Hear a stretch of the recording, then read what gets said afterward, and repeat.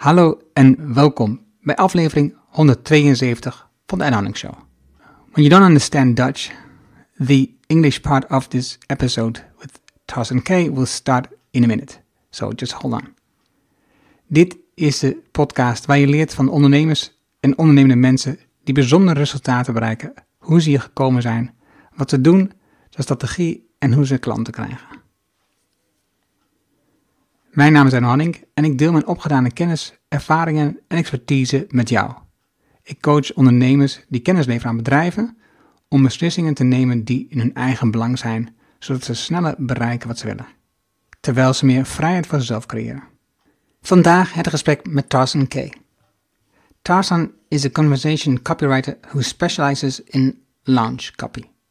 She also helps freelancers and service providers package up their magic and turn it into products that sell. She calls herself the Empress of Email and teaches other freelancers how to price their services, close high-ticket packages, and attract the best clients using her method, celebrity marketing. We had a great conversation about creating your own blue ocean. How she got in front of the right audience by following a great course. We also talked about how she increased her pricing, why it is easier to sell a $3,000 a day package than a $35 per hour. I love how she is strict on the number of days she works for clients per week. She's also really great at creating multiple income streams, and where the streams that make money without investing extra time each new client is growing steadily for her. Enjoy the insights with Tarzan. Let's get started. Welkom in de Erno Hanning Show. De podcast waarin je alles leert over de online sales funnel. Met succesvolle ondernemers en experts, praktische tips en tools die je helpen voor meer resultaat online. Dan nu jouw online sales funnel expert Erno Hanning. Dit doe je op winstoptimalisatieboekje.nl. De digitale versie krijg je helemaal gratis en voor het fysieke boekje betaal je alleen de verzendkosten. Vraag jouw boekje nu aan op winstoptimalisatieboekje.nl. Je leest het in één avond uit. winstoptimalisatieboekje.nl.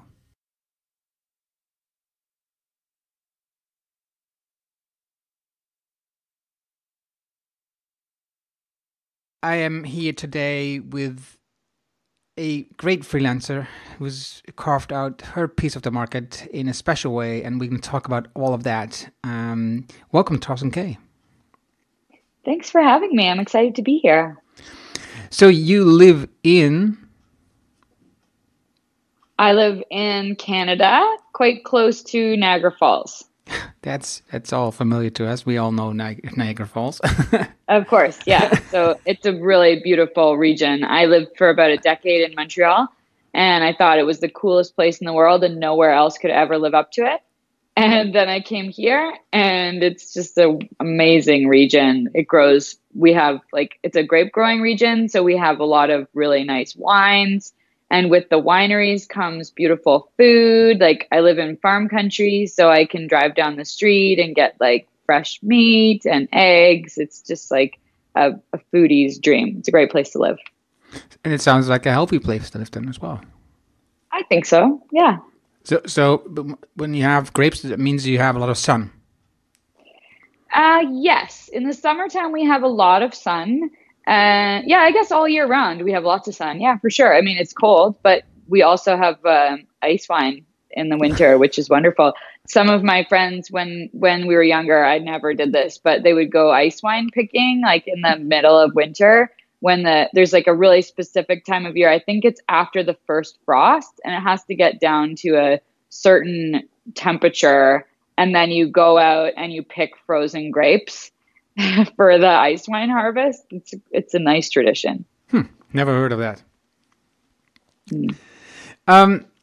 So I'm going to be talking with you about how you got to where you are now, and specifically because you are a freelancer, and I've invited you to this chat because of Joel. He mentioned you, and one of his freelancer friends that makes, let's put it this way, enough money from freelancing, and it was after we talked. I talked with Joel on Twitter about an article that was there and saying that freelancers just have a terrible life and don't make enough money, and it's just you shouldn't do this.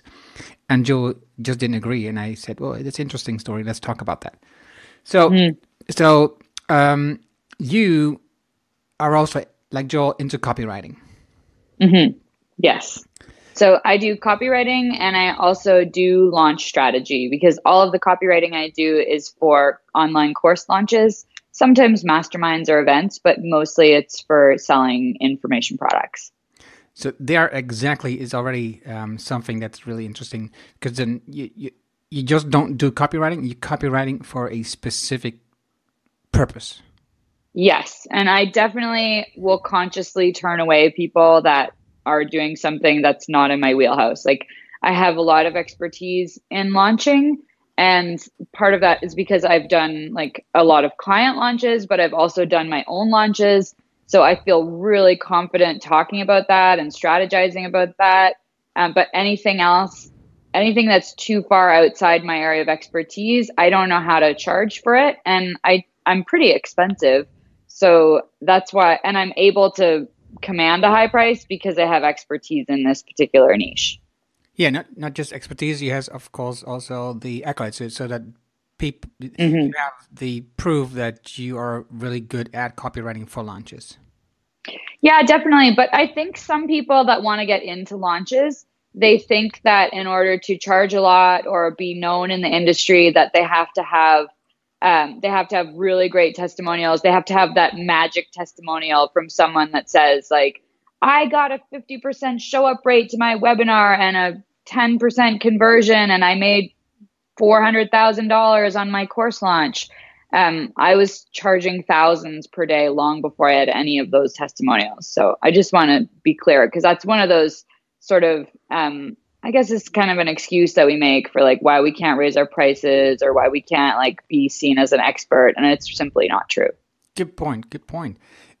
And so then let's just step a little bit back, because I don't think, as I read your stuff, that you started out with this focus right away. Yeah, I started out just doing whatever, like most copywriters. I did blog posts, I did social media updates.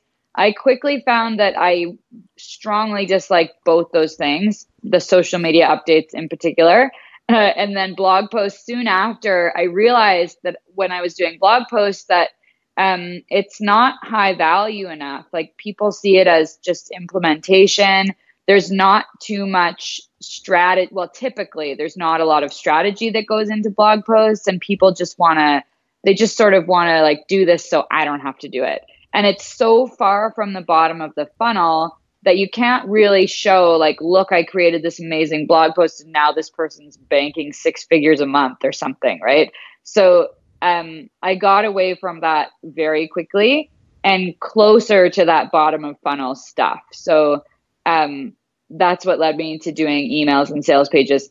In between, for a little while, I did websites, and I think websites are so important, but they're not, like, I haven't chosen to specialize in them. I think that's a whole specialty itself. So I haven't really touched those. I only do those for existing clients that are like, hey, you did a great job with this. You know my brand. Can you help me with my website? And even in that case, I don't do a full website right from scratch. It would just be like, hey, book me for a day and we'll like clean up some of these pages. So two things. You mentioned the bottom of the funnel. That means the part where the conversion really happens. Precisely. Yeah. So the bottom of the funnel is like right before the customer is about to hand over some money. So right. That's where I've chosen to focus, because it's so clear. Like, you can see, for example, I wrote a sequence for a client last week, and it was a promo sequence for a really inexpensive product, but she had a big list. And I wrote 5 emails to sell this product, and she could see exactly where the sales were coming from. So each day she would email me and say like, oh, we got 100 sales from that last email. And then the next day, like, we got so many 100 sales. Now we're at this. And she can see like, okay, she's tracking her data. So she can see who clicked over from Instagram, where she has a lot of followers. And then she can see people who clicked over from her emails. So that's really very tangible. And in the case of like, let's say it's a sales page, like if I wrote that sales page and they can compare it to, well, the last launch I had this sales page and this is the difference in the conversion rate. So if you can get to that point, whatever it is, whether it's copywriting or you're working on something else, like the closer you can get to the exchange of money, the more you can charge for it. Smart. So, and also the thing is that you talked about is when a client requests a special request with you saying that, you want to do something about the website, that is something you do with the client, but that's not something you list on your products or services on your website. No, I don't. And in fact, I've just done a full rebrand and completely rewritten my website, which I'm not sure. I don't think it will be live by the time this podcast is live, but soon it'll be live by the end of November, I hope. But I focus, like there's no mention of websites. I actually only sell my services by the day right now. So I do 1 hour, half day or a full day. But all of my testimonials, they're very specific to, like, I talk about things like what webinar show up sequences, or like, Tarzan wrote this email sequence for me. So like all the signals there say launch copy. And I even have written, so into like my new logo says Tarzan Kay, and underneath it says launch strategist and copywriter. So I'm putting the launch strategy first. The copywriting is like, well, yes, I do that because that's part of it. But I'm positioning myself as a launch strategist. Right. And websites are really far from that. Like people have successful launches without even having a website. Right. And launch strategist, that means that you talk the clients, you help them through everything about the launch. Yeah, so we do like a lot of launch planning. We'll talk about the tagging strategy. So I do a lot of email. So we'll talk about the tagging strategy that goes along with email. We'll plan which sequences they need. And that strategy, that is the most high value thing I have to offer. And people think they're coming to me for copywriting, which they are. But in fact, the reason that they choose me over another copywriter is because I bring a ton of strategy to the table. And that's what I'm putting, like, that's the foot that I'm putting forward. I'm not really talking about like this copy or that copy. We're talking about the big picture of the launch. Mm-hmm. So that means that you write the emails mostly, but also you write the sales page?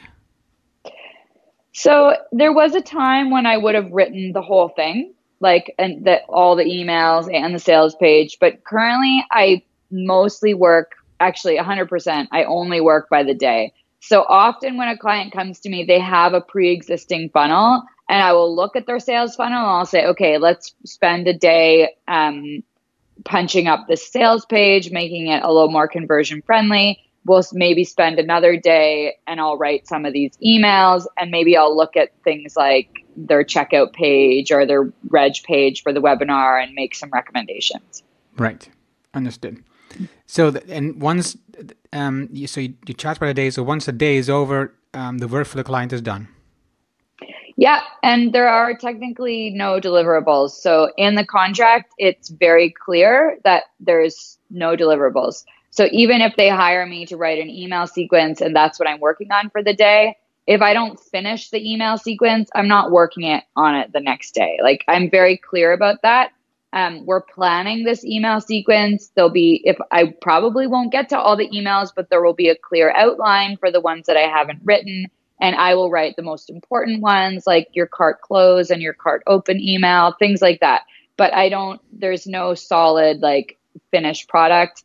I don't even do proofreading. Sometimes I do proofreading if I just feel like throwing it in. But for the most part, like, it's a done with you style service. So I'm not handing them something that they can just hand off to their VA to upload to Infusionsoft at all. Mm-hmm.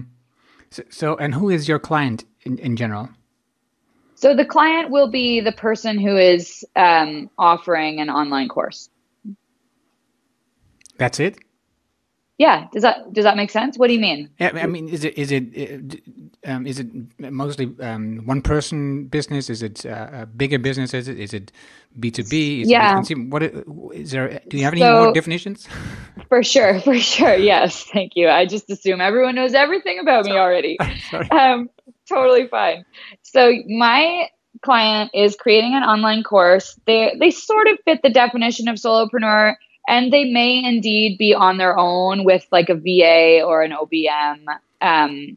But typically they have a bit of a team. So some of them have full-time people on their team. Some of them have a few contractors and some part-time people. They're usually a personal brand. So, whatever their business is, like Amy Porterfield, it's Amy Porterfield. She's the business, but she has employees. So I'm working with her. That's the type of client that I serve. They're often in personal development or business development. So that helps because I have a lot of expertise like in that industry. Like I know, for example, in personal development, like I know, okay, like everybody's saying it this way.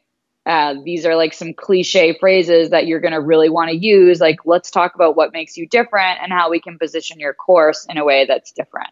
Mm-hmm.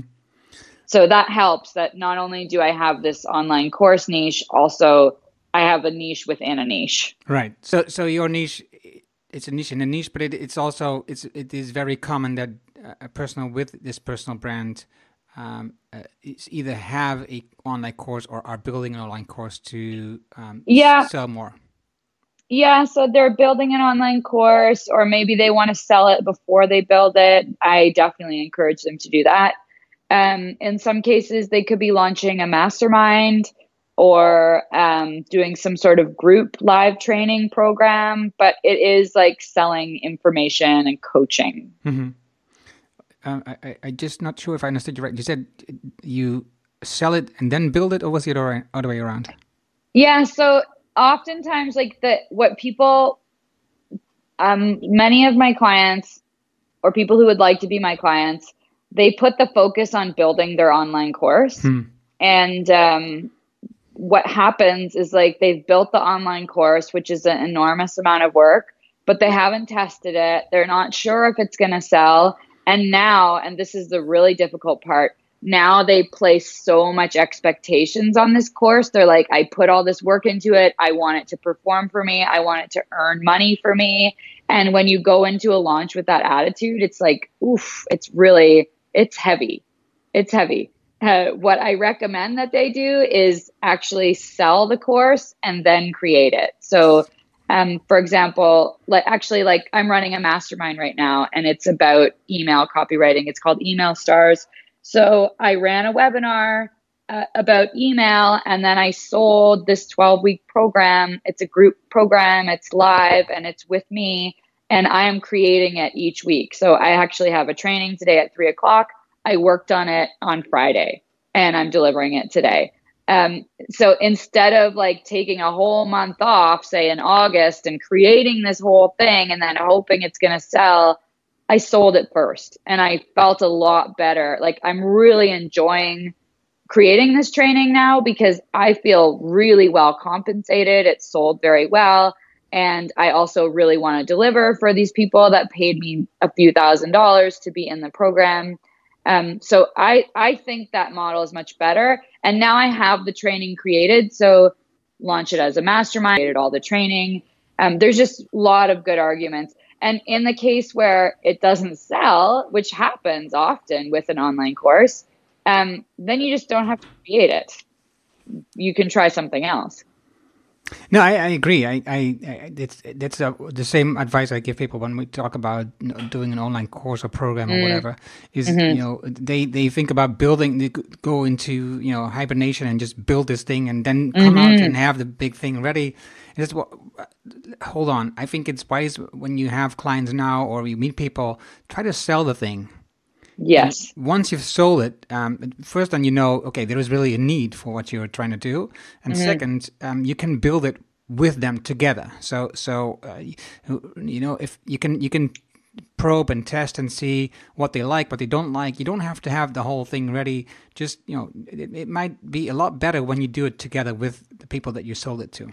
Oh, totally. And then you can, like, I'm noticing where there's gaps in the training that I had planned to deliver. And I'm also noticing where the order was off. Like, for example, the way I planned this email training, I was like, well, of course, we're going to start with the offer. We're going to start with your free offer, and then we're going to talk about welcome sequences, and then we're going to go from there.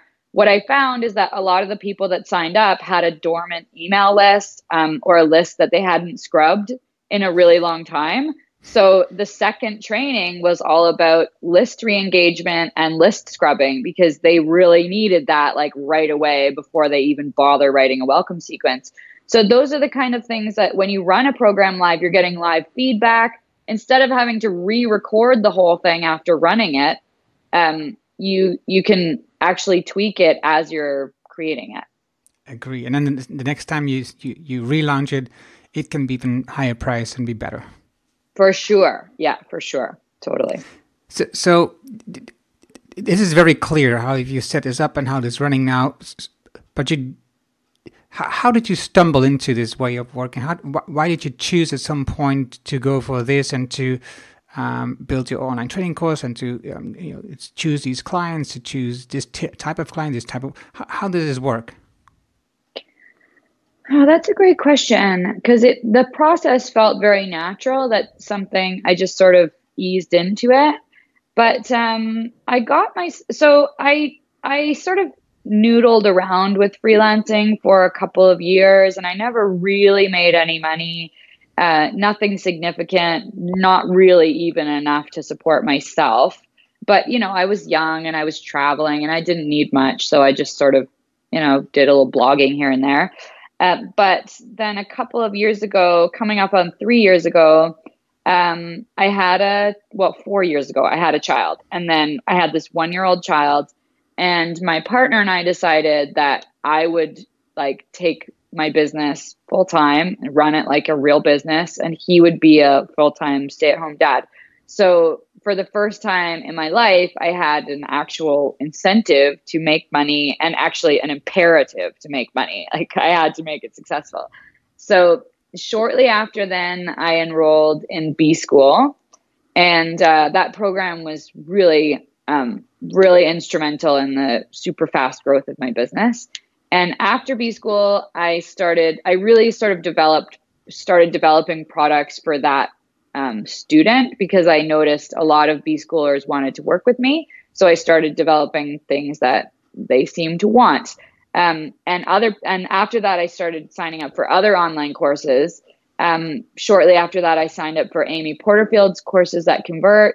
And people in these online courses, in these Facebook groups, were booking me. And I was like, wow, this is a really cool way to get clients. And in fact, for a long time, it was the only way I was getting clients. That's how I was being visible.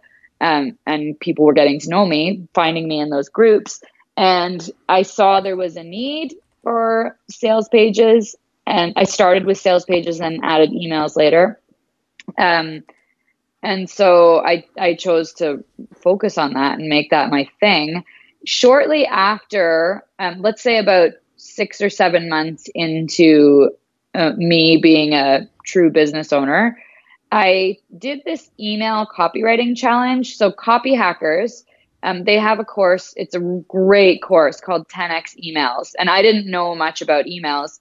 But as part of the launch and to generate buzz for this course, they had this email copywriting competition. And it was like a 3-day thing. And they gave you assignments, and then people had to vote for you. I think it was hosted on, I'm forgetting what it's called, Upworthy. Anyway, so I won that competition. Wow. And in that competition, I got a lot of visibility. And then as a prize, they gave me this program, 10x Emails, which is a great program. And I got some good training. I already had good skill at email, but I didn't have any formal training. I didn't really know what I was doing. I didn't have strategy, but I had some inherent just talent. So together with people starting to see my name and know me for email, and then getting some training and also having some natural talent, I really started to focus on email. And today, so that was a year and a half ago, now what people mostly come to me for, what I'm most known for, is definitely email. Right. But it's been a natural progression. Mm-hmm. So you've been in BSchool. BSchool is the program by Marie Folio. Yeah. It's also known in the Netherlands, so people that listen probably Yeah. know it as well. And what I've heard before is that people that are in BSchool find their clients in the people that follow BSchool. So that's an interesting conclusion. Yeah. When you look back at the day rates that you had, because you've been working with day rates for a longer time now. No, I have a question before that. Let's not forget that. Because in BSchool, so when you follow BSchool, was that the moment that you choose to work with these people because there was a need and they were in a Facebook group, and so it was like a selection that happened by itself because you were in that BSchool? Yeah. So one thing that's that's rarely talked about, like people join BSchool for the training, and the training is excellent. Like I promote the program. So full disclosure, it's a wonderful program. But the community is a huge, I would say half the value also comes from just being part of the community, because it's very connected. And until then, like I didn't feel like I had a community online. When I was working at home by myself, I felt really isolated. And when I joined BSchool, I was like, wow, it was such an eye opener. Like, look, there's this whole community of people that are like me, like they're into personal development, like they're kind of, they're into like freaky stuff, but they're also like running an online business, and it's like largely female. And I felt really like that was my tribe. And then on top of it, they started to come to me for copy, and they're people like that I like. Well, I must enjoy working with these people. So I really pulled on that thread, and it worked, because today, like my clients, I love them. I feel like they're my friends. I truly want to see them be successful. Like, we chat on like WhatsApp for fun because we just like love each other. And that's the best. Like when you get those kinds of clients, it becomes your business becomes so much more valuable than just a money maker. It's like, well, this is also my community and a place where I really feel seen and loved.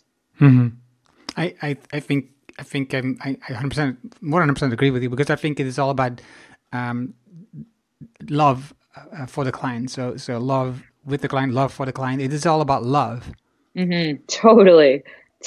Oh man. And that really changes the energy of your business when you're like getting all this love from your clients and you're giving it back. And it makes like the financial side of your business flow a lot better. Okay, that's an interesting point, because now we talk about love for clients, and I also think that this could be, especially for freelancers, but also for female freelancers, is that you have this really tight relationship with your client. They love you, you love them, and it's like you said, a beautiful community, beautiful. It's your tribe, and then you talk about pricing suddenly with them, so you have to bring up this topic that's it's for a lot of people very difficult. Yeah. So how do you do that? So I'm really very conscious about cleaning up my energy and my vibe around money, because I find wherever I'm at is like that's the type of client I attract. So just like as an example, this one client of mine, we had this conversation the other day, and she was like, I love paying my invoices. Like I attract such great people, and like it's just my absolute pleasure to pay them. And I feel that way about the people that I hire too. Like I love paying my designer. I love paying my business manager. Like these people play such a key role. Like I'm happy to spread money around. And I also see in the money conversation, like I see so clearly that, I mean, this sounds cliche, but it's so true, like that you get what you pay for.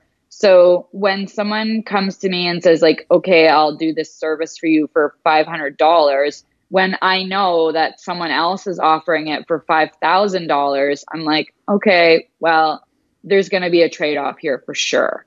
And my clients understand that too. Like they come to me first, for one thing, my pricing is all over my website. In my new website, it's even more clear. Like, I only do day rate. Here's the cost.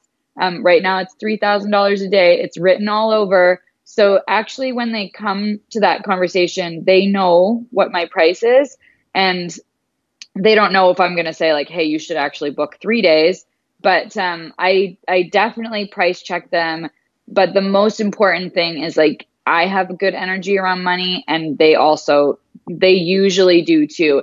Every so often, someone will hire me and it's a huge financial stretch for them. And that's not like the ideal client for me. If they are in like that sort of desperation mode, I don't want them. I will tell them, like, maybe hire, like, I will refer them to someone who's less expensive, or else I will recommend, like, hey, maybe you need to do actually some clearing around like this weird energy. Like, when people are in like desperation mode and they're like, oh my God, I need this thing to sell because I bought all these programs and did all this coaching, and like, Tarzan, can you help me with the sales copy so this thing sells? I'm like, whoa, no. Actually, there's some different work that needs to go on, because copywriting, like, one of my friend Meryl Kriegsman, she's a wonderful copywriter. She posted something on Facebook. I don't remember the exact quote, but she was like, great copy is like, or sales is like 5% great copy and like 95% the energy that you bring to the sale. And I find that's really, really true. Smart. So when you started before BSchool, what was your day rate then? I didn't have a day rate. I had an hourly rate of, when I first started, my hourly rate. Okay, actually, rewind. I actually got my start when I was traveling in Australia, and I was hired by an agency, like for 1 day a week, and I was just paid minimum wage, which in Australia happens to be about $20 an hour. And when I got back to Canada, I was like, okay, well, now I'm a freelancer, so I should charge a little more. And I raised my rate to $35. And then when I started BSchool, I raised my rate to $45, which I thought was pretty baller. But I actually hadn't done the math. And I mean, I don't think you can live very well as a freelancer on $45 an hour. But I didn't understand that, at least half of my week is going to be spent marketing. Maybe one half is going to be spent on client work. Like, at most, maybe you have 20 hours of client work per week. That would be a lot of client work. And then I think one way that freelancers sort of shoot themselves in the foot is like, they will forwards calculate their income, and they'll be like, okay, so I'm charging $100 an hour. Then that means maybe I could do 20 hours a week. So $2,000 a week. Like, that sounds pretty great, but the math just never works out that way, I have found. So what I do, I think they won't even do 20. They will say like, what if I do like 40 hours a week? Yes, of course. Yeah. For one thing, you always think you can do way more hours than you can, and you can't. So what I did, and this helps, the day rate strategy kind of helps with this, is I calculate backwards. Like, okay, let's say, just to make it easy, let's say I want to earn $240,000 a year. Therefore, I need to make $20,000 a month. For one thing, that's gross. That's a whole nother conversation, gross revenue versus net profit. But just for the ease of conversation, okay, I need to earn $20,000 a month. Therefore, that's $5,000 a week. And if I can only do 2 client days, well, then I need to be charging $2,500 per day. And then I only work 4 days a week. So that's how the math would work out for me. And to me, like, that way of pricing your services works a lot better. And of course, the value of your offer has to match the price. But if you go backwards, instead of just saying like, I will do anything for $100 an hour. No. Okay. So now I need to earn $2,500 a day. So I need to create a day rate offer that actually gives $2,500 worth of value. And that's like my starting point for creating an offer. So the same thing goes for like creating a course or whatever. When I'm pricing something, if I'm deciding, like, I do a lot of affiliate marketing. So If I'm going to promote someone else's course, I also know like whatever my number is. Let's say I'm promoting a course and that's what I'm doing for the month of October. Well, that promotion better do $20,000. And if I don't think it can do $20,000, then I'm not going to promote that course. Right. So couple of things that come to my mind now is do you increase your day rate on a regular basis? Yes. So I started, when I first started, it was about 6 to 8 months after BSchool, after that email copywriting thing, competition that I won. Mm-hmm. I put up a day rate for $1,000 on my website. And during that, and in the next couple months, I booked like maybe 2. And then earlier on, the following year, I got sort of a bit of experience. I bumped it up to 1,500. I got a bit more experience, and I continuously bumped it up as I understood the value of the offer. And now, to be honest, it was more difficult to sell it at 1,000 than it was now it's 3,000, and I can sell it without even getting on a sales call. I am so behind the value of that offer. I understand it completely. Anyone who gets on the phone with me, watch out, because if I think that you need that, I'm going to sell you on it for sure. So that's probably an indicator that I should raise the price. But, and I think this is important to note, I still get scared about raising my prices. I feel uncomfortable as much as a new freelancer feels uncomfortable raising her rate from $35 to $50, I feel just as uncomfortable going from 3,000 to 3,500 or 4,000 for sure. Yeah, but that's kind of, it sounds strange because you've raised it from 1,000 to 3,000 in just 2.5 years, and now. So why are you still afraid? Why am I still afraid? Because you've proven yourself, right? You've proven that a higher day rate works for you. You still get enough clients. You get plenty of clients. Yeah. You said you are selling it easier than you did when you had a day rate was lower. Yes. So why why is it still difficult? That's so interesting. That's a really good question. I think it's probably just it's a survival instinct that we all have. It's well, what if people won't pay it? What if they say no? What if I don't have any clients anymore? And to be honest, all of those things are completely false, because the non-client, if the client side of my business completely disappeared, the teaching side of my business would provide a more than comfortable income. So it's a completely irrational fear, but for some reason it's still there. One thing, I am really committed to delivering the value for the client. So even though I could probably sell tomorrow, I could start selling a day rate for 5,000. Perhaps it's because I'm not fully sure that I can deliver $5,000 in value, and I don't. You do 4, or I could do 4. Yes, perhaps I could. Yeah. But I think it's really important to maintain the integrity of your pricing. Just because you can charge X amount of dollars per hour doesn't mean that you should. And so but perhaps that's just an excuse. Maybe that's just my monkey mind. Yeah, it sounds like an excuse. I don't want to put you on the spot here, but because people that charge $100, they say, no, I don't want to charge anymore because I want to help these people that don't have money, and they have the same excuses, right?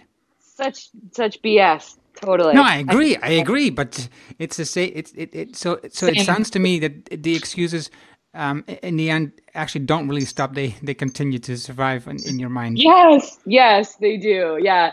And I think that's important to know, because I think no matter where you are, but particularly when you're first starting out, you kind of think when I get a certain amount of experience, then it will be easy to raise my prices, or then someone's going to magically give me permission to charge a certain amount.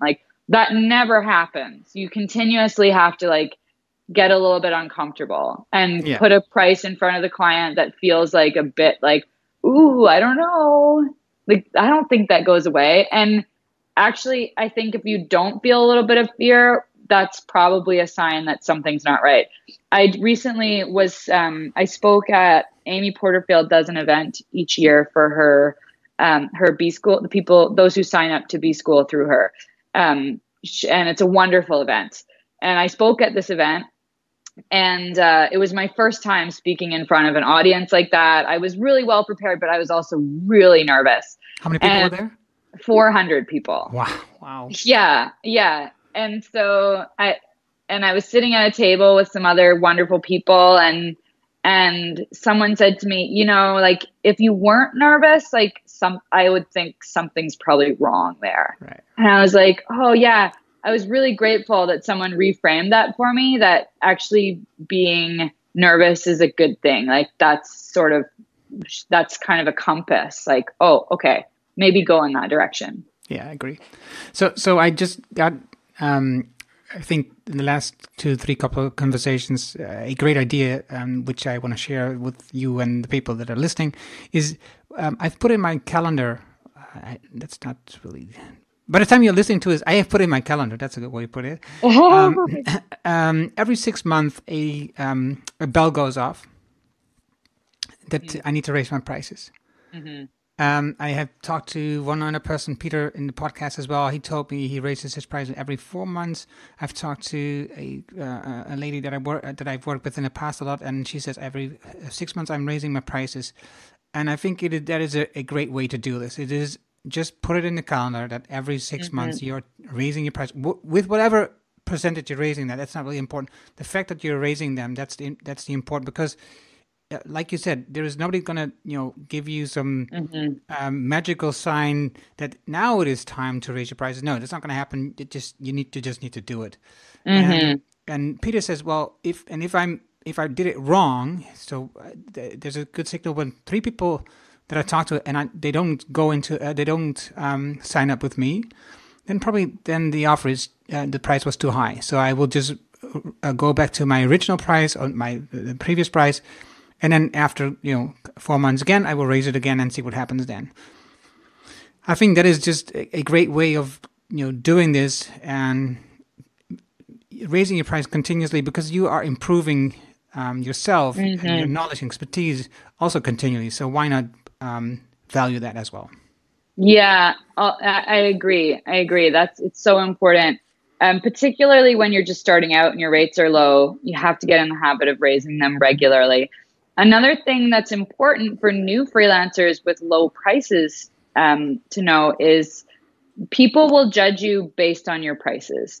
So people see that my price is $3,000 a day and they say, oh, she must be really good. And conversely, and I am, yeah, I'm really good and I can charge that. But conversely, like, if I see someone that's charging, like, if maybe they're a copywriter and if they're charging an hourly rate, for one thing, I don't take them very seriously. But let's say they quote a project really low, like, I'm like, okay, well, you're a beginner, so I'll try this and let's see what happens. So that's another reason, like, it's so important that your price reflects your level of expertise, because that's you're sending a signal out there. I just listened to a episode of Seth Godin's podcast, Akimbo, and it's about signaling. Right, great episode. Oh, it was so good. I wish he had given more examples. You should link to it in your show notes. Thank you, I will. I thought about how this is so important for freelancers. We're sending so many signals without realizing it. And the way you price your services is one of the most important ones. And it's also the easiest one to just change and see if that signal attracts a better client. I couldn't agree more. I'm just making sure that I don't forget this signaling. So yeah, there's one more thing that I wanted to say about that is there's so much competition, like I think this is true of freelancers in general, but of freelance copywriters, it's definitely true that there is a ton of competition in the $50 to $150 an hour range. A lot of competition. And where I am now, there is very little, like precious little competition. I don't know too many people that I could just refer to that would be like able to provide the level of service that I do, and that would be like similarly priced and maybe available. Like, there's very little competition. So that's another reason to raise your prices and get to a point where you can really deliver at a high level. Right. So you've created like a blue ocean. Yes, precisely. Yeah. So during the conversation, you talked about like 3 to 4 income streams. Mm-hmm. So you do client work on a daily basis. You have your courses. You have your affiliate promotions. Is there anything more that I didn't? So yeah, that's a basic. And client work, by the way, I go back and forth. Sometimes I tell my assistant that I just want a day and a half per week of client work. Sometimes like last week I had no client work. This week I also have none. And that feels really lush and spacious for me. So right now I'm sort of like, I'm not pursuing that very aggressively, but other times I'll do more. So that's an important income stream. That's maybe, I'm guessing here, I'll know my numbers because my financial year just ended. But let's say that's 50%. I'm going to say 40%. And then affiliate marketing, as in promoting other people's courses, that's probably another 40%. Ooh, now forget these percentages. I'm guessing. Then I have my online courses, and and I also have my mastermind. So my mastermind was hugely profitable, and a big part of my income, but that's like a live thing that I have to show up and deliver. I also have just things that are sold passively. Like I have live workshops on my website. I have one called Day Rate Superstar. It's about how to sell at a day rate. I have another one called Get Paid in USD. It's for Canadians who charge in US dollars. And those just sit on my website and generate income without me doing anything. They don't even have sales funnels attached to them, but they do sell for me.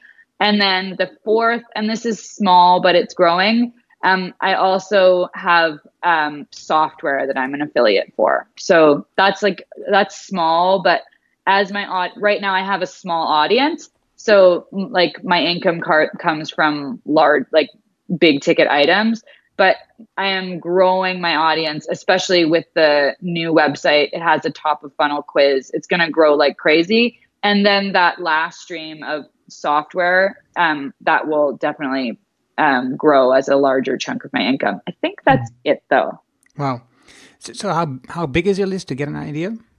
So I have a few thousand people right now. It goes up and down. Let's say like between 3,000 and 5,000. I scrub my list really regularly. So I make sure, like, if you haven't opened my emails, like, you're getting the boot. So I keep it really clean. And I haven't done a lot of media buying. Like I occasionally do a Facebook campaign and grow my list a little bit, but most of that's organic. And I have a really good relationship with my list. We're tight. So that's why I'm able to earn like a really great income with a small list. But once I get the new website running, then I will be growing it much, much faster. And that will be a different kind of business because, of course, like when you have 30,000 people instead of 3,000 people, like you can't do as much like personal back and forth. Like oftentimes, when my phone dings and it says like so-and-so bought a program, I'm like, oh yeah, I think I reckon be selling courses. When I I only had 750 people on my list. And I think I made, I don't know, maybe $15,000 or something. It was my first launch, so I was really happy with that, and I had a pretty small list. Mm-hmm. So we're gonna end this conversation, but you in your one of your posts you mentioned 3 things that had the biggest impact on where you are now. What is the most important things that got you where you are today? I wish you could tell me what those 3 things were. I can. I written them down, so that's okay. Oh, so yeah. Number 1 was getting in front of people, and I had a question about that, but you've already answered it because I was wondering, because I've looked at your social media following and everything. That's pretty low. Super low. I was wondering how you got in front of those people, but I understand now because you were in the Facebook groups where you got most of your the people that you connect with, and then two was positioning yourself like a superstar, even when I wasn't one. Totally. And I like that too because you did that with the pricing. We talked about it too, and then the third, of course, which I think comes with the second one, is delivering a top tier service, because if you cannot charge these harsh prices and position yourself in this way, if you don't deliver, in the end you have to deliver and make sure that you give the value that you promise the people. Yeah. I liked another quote that you mentioned is get the money in the door and you can get venture later. Totally. So many people forget that. And that's like one of those, that's an example of like people who build out a whole online course and like this intricate back end. And it's like, no, really, you just need to like book a couple of clients and get the money in the door. But thank you for reading me that list, because I know now like those three things were really important. And I'm pretty certain what's getting me to the next level is speaking in front of audiences and really getting my body in front of other people's bodies, like in the same room. I noticed, and this was really surprising, after speaking at Amy Porterfield's event, that so many of those people who had never heard of me before were more than willing to book a couple days for $3,000. Some of them joined my mastermind, which is $3,500 or $6,500, depending which tier you bought. So it's like, that really blew my mind. Like, cause most people that buy my courses and stuff, or book me, like they've been on my list. I've been nurturing them for a long time. And I was really blown away by, how much more ready people were to invest, not knowing me very long, but because they had seen me on stage and like they just had so much confidence in my ability and what I can deliver. Wow, it's a good tip. That's a great tip. I like it. Thanks. I'm not sure if you are a big reader. Yes, I was more of a big reader before having children, but my husband will say that I always am buried in a book for sure. Okay, so what is a book that you've advised to most people that you talk to, freelancers and so on? A business book? Yeah. That's really interesting. I think so. I'm not going to tell you a business book. I read right now, particularly, I have put down business books intentionally because I felt like I'm saturating myself with information, and I really want to run my business my way. And my way is like, it's my way. It has to fit within 4 days, my 4-day work week, and 7 to 8 hour days.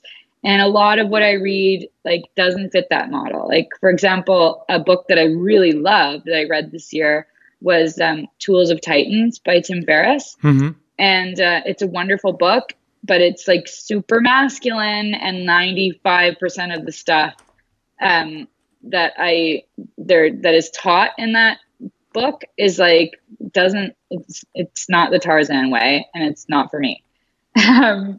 So I just want to encourage anyone to build their business their own way. And yes, you can read books. I read a beautiful book recently called The Go-Giver, and you can read it in an afternoon. It's about 80 pages. A little story about a powerful business idea. I'm just looking at it in my bookshelf. It's a wonderful book about, your purpose for money and your purpose for being in business. I think that's a wonderful read.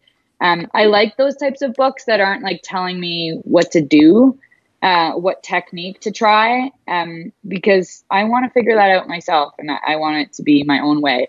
If you're going to follow someone else's business model, well, I hope you like their lifestyle, because that's the lifestyle that comes with it. That's to know. Yeah, Bob Burg, is it right? Yeah, Bob Burg, The Go-Giver. It's a really great book. I love it. Bob Burg. Yeah, exactly. Great book. Do you have anything you want to add? You want to say to the audience? This has been a really great interview. I really enjoyed. I really enjoyed answering your questions. It's a real honor to be interviewed and to be looked upon as an expert. I really value that. It's great, because maybe this will get you into a new way of speaking in front of people.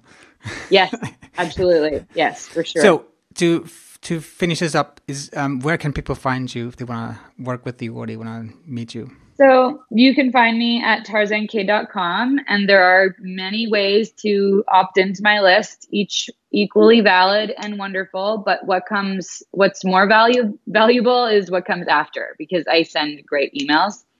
Email is my superpower. They're entertaining. You learn something. I'm super open, and I talk about like the real and raw business of business. Love it. Now that you mentioned this, I have one additional question. Sorry. Sure. So, when people get on your list, are the first emails automated, or do you just write a new email every week?